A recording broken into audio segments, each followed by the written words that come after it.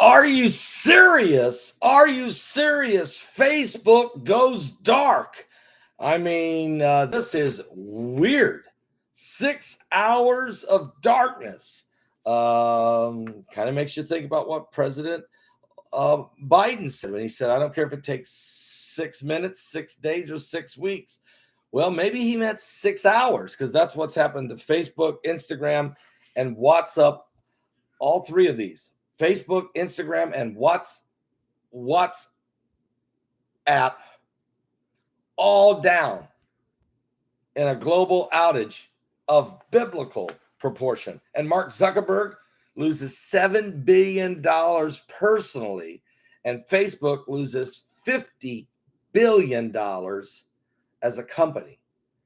And in what is called a catastrophic, cataclysmic internet breakdown. But first, let me get a shout out real fast. I'm going to tell you all about what happened here and where we're going from here, and what the possibilities of what caused it. But one thing's for sure, I want to put a shout out, if I can, right now for noblegoldinvestment.com. That's www.noblegoldinvestment.com. Guys, there's no question. Maybe Mark Zuckerberg might have needed to have some of his stock in gold or silver IRA, and he probably should pick up the phone right now and call Colin Plume at 877-646-5347. That's 877-646-5347, and set up some kind of gold or silver IRA to protect his funds. They would have been way safer today had more of them been in gold or silver than in his own company's stock. $7 billion, that's a lot of money. Seriously, even for a billionaire. Oh, and by the way, if you do this, or anyone that's a shareholder at Facebook, if any of you guys, or if any of us set up a gold or silver IRA with noblegoldinvestment.com, it's a great way to protect your cash and your retirement benefits. Look what Colin do. He'll give you 5 ounces of pure silver. This is a gorgeous coin. The beautiful coin. It's 5 ounces. It's not 1 ounce. This thing is huge. 5 ounces pure silver. He'll give it to you for free if you set up a gold or silver IRA. Okay, let's talk about what's happening to Facebook. Here you'll see their the stock. Wow, really been having a hard time anyway. But they've been losing the last few days. But you can see what happened today. Just fell off the wagon. Now they've just in the last few minutes starting to come back. Facebook is back up, but they lose 6% of their total value today. And after 6 hours of darkness, and the fact that Instagram and WhatsApp also went offline. It all started. Instagram was down for 6 total hours, but now is slowly resuming. Although I just talked to my granddaughter, Lexi. I said, is it back up? She says, no, it's still not working. And she said, I said, what about Facebook? She goes, well, Facebook is a little. And Instagram, though, not working at all. And even though they're reporting that these are back up now and functioning, they really are struggling. Okay. What we're finding out that it happened, a small team of employees were sent to Facebook's data center in Santa Clara, California, to try to manually reset the company's servers, according to an internal memo obtained by the media. The Facebook's chief technology officer offered his sincere apologies as a global outage of the website, costing Facebook $50 billion, and CEO Mark Zuckerberg lost $7 billion himself. Now, the cause of the outage is believed to have been changes made to Facebook systems that went into effect at 11:50 a.m. Eastern. It is believed that they were caused in error and it was not a cyber attack. But Facebook is yet to confirm that. Guys, I think it probably was a cyber attack, to be quite honest with you. And I would take a strong look at China, and take a look at what all they're doing. They're flying over Taiwan. They're pushing themselves around, and they might be all of this is probing to see what the reaction is. They're trying to see what they can do. And maybe one of the things they want to do is test to see if they could take down one of the big tech giants. And not to take them all down at once. Just see if we can take that one down. Because if we can take that one down, we can take them all down. In case of an attack on America, what if China has the ability to shut down Facebook, WhatsApp, Instagram, Twitter, Google, YouTube, everybody? Just what if they can knock down all the big giants? Not the whole internet, just the big giants. Then all of a sudden, you have an entire country scrambling to figure out what's going on. They can't communicate, and they don't know what's happening.